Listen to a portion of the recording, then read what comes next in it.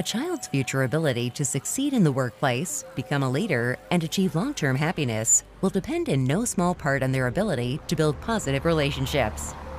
Students who learn to communicate clearly, cooperate with others, and constructively negotiate conflict are well on their way to future success.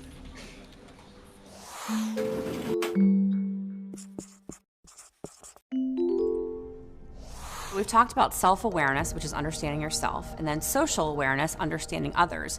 So getting into relationship skills is really then, okay, now you're interacting. I'm not just standing over here thinking, I wonder what you're feeling, I wonder what you're thinking. I'm actually using that information to engage.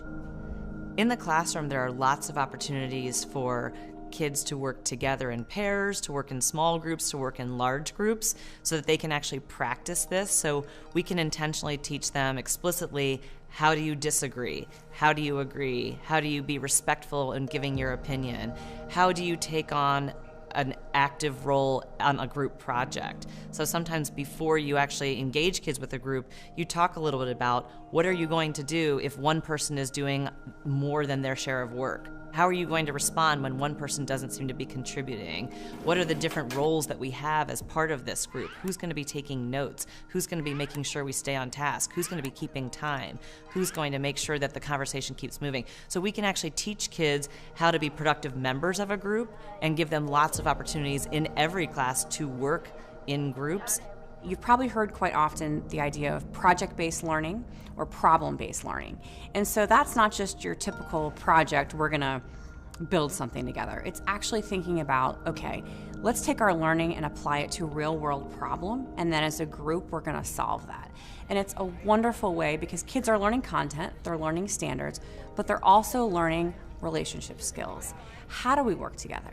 How do we decide who does what role? How do we figure out when we're successful? What if we make a mistake? What if we don't agree with someone? How do we navigate that? It's important to build relationship skills with your children because it does foster trust. When kids feel that they can come to you and they could talk to you about anything, they're less likely to go to their peers and get the wrong answer sometimes. But it's important to play games with your children. I think sometimes as parents we get so focused on the day-to-day tasks that we forget to have fun. For example, it can be reading a book or watching certain TV programs or going to the movies or going bowling, things that will bring you together and bring you out of your comfort zone. I think sometimes it's easy to just kind of fall into a routine in the system and just think, hey, we're together and that's okay. But it's important to spend time and be very specific about how you spend time so that time allows for communication. We want to have healthy relationships with our partners, with our children, with our friends.